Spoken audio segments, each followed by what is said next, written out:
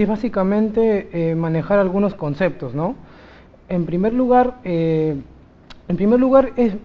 muy raro que un paciente esté totalmente anúrico, ¿no? Por definición, en realidad, anuria significa que el paciente no está orinando nada, pero eso no siempre es así. En medicina nosotros definimos anuria con un volumen urinario menor de 100 a 50 centímetros cúbicos al día, ¿no?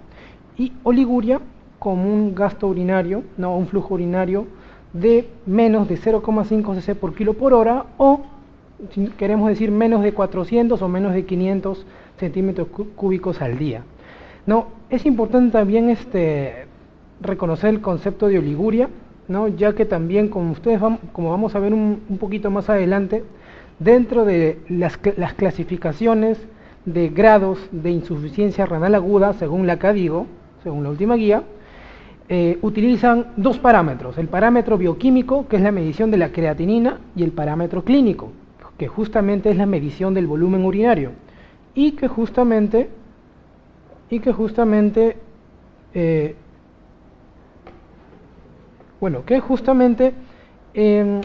está caracterizado por una disminución del flujo, es decir, oliguria menos de 0,5 mililitros por kilo por hora. Entonces acá la respuesta correcta, ¿cuál sería? Nos pide marcar la correcta, es decir, la definición operativa de oliguria es menos de 500 o menos de 400 cc de mililitros al día, ¿no? Menos de 400 cc mililitros al día, ¿no? Es la definición más aceptada. Bien, la siguiente pregunta también tiene un poco que ver con la fisiopatología, ¿no? Un poco con la fisiología en realidad de la nefrona, ¿no? El mecanismo de concentración de la orina tiene lugar hay que recordar que dentro del sistema tubular renal, ¿no? Nosotros tenemos a la nefrona, ¿no? Dividida en el glomérulo y el sistema tubular, ¿no?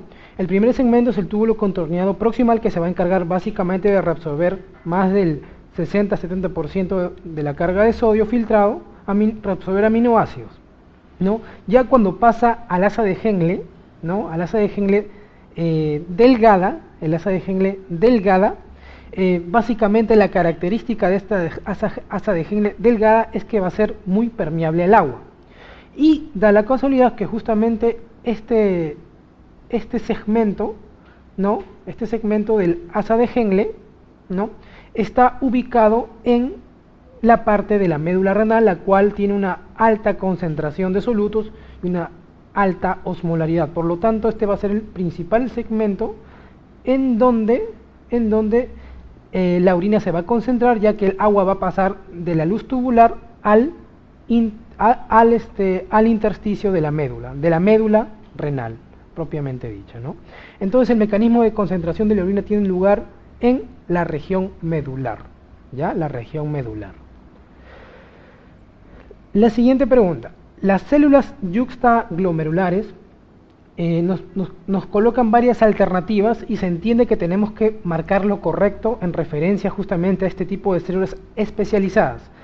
Para entender un poco acerca de qué es lo que hacen estas células especializadas, hay que recordar a qué nos referimos con el aparato yuxtaglomerular, ¿no? El aparato yuxtaglomerular va a comprender básicamente de dos partes importantes.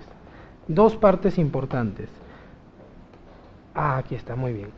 La mácula densa, como pueden ver acá, la mácula densa no es más que un segmento del túbulo distal, en la cual las células epiteliales están mucho más hipertrofiadas que el resto de las células del túbulo.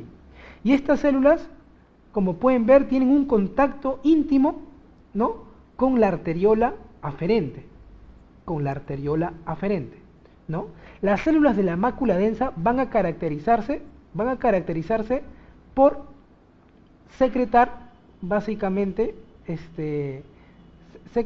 secretar y censar básicamente los cambios osmóticos y de volemia que suceden cuando pasa el fluido a través del aparato yuxtaglomerular, es decir, a través de su arteriola aferente, Entonces, Como pueden ver acá, la arteriola aferente también tiene una capa, ¿no?, de células especializadas llamadas las células yuxtaglomerulares, que están en íntimo contacto con la mácula densa, ¿no? Entonces, ¿qué pasa? Cuando en la mácula densa, es decir, el segmento final del sistema tubular, es decir, el túbulo distal, en la luz tubular se detecta un bajo incremento de sodio, ¿no? Es decir, un bajo incremento de sodio en la luz, estas células yuxtaglomerulares van a censar este fenómeno, ¿no? Y van a pensar que le falta sodio al cuerpo, es decir, no hay una volemia efectiva, ¿no? Esto es gracias al íntimo contacto que existe con este segmento del túbulo a través de la mácula densa. Y por otra parte, como lo dije, ¿no?, las células yuxtaglomerulares están, ¿no?, es una capa más gruesa en un segmento de las arteriolas aferentes, y sabemos que la arteriola aferente, ¿no?, es el segmento inicial, ¿no?, de donde se va a formar el penacho glomerular. Por lo tanto, si por la arteriola aferente, ¿no?, hay una baja volemia efectiva o un flujo plasmático renal efectivo bajo, entonces estas células van a activarse por diversas señales para secretar lo que se conoce como la renina. Y como sabemos, ¿no?, la renina lo que va a producir es la secreción de renina va a producir pues la estimulación del sistema renina-angiotensina-aldosterona, terminando en la secreción de angiotensina y aldosterona para promover la reabsorción de sodio al cuerpo y así tratar de compensar o de mejorar el flujo plasmático efectivo, es decir, la volemia, ¿no?, la volemia. Entonces es un mecanismo de defensa que tiene el cuerpo cuando el riñón, por ejemplo, está sufriendo una deshidratación, un estado hemorrágico, ¿no?, una hipovolemia.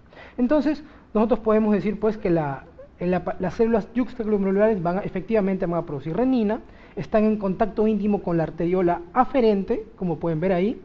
Ya a nivel histopatológico van a tener un citoplasma basofílico, y lo más importante, ya es clásico de pregunta, que tienen gránulos justamente donde se almacena la renina, las cuales se van a demostrar claramente con esa tinción especial llamada la tinción de Bowie, ¿no? Por lo tanto, la respuesta aquí es todas las anteriores, ¿no? De nuevo.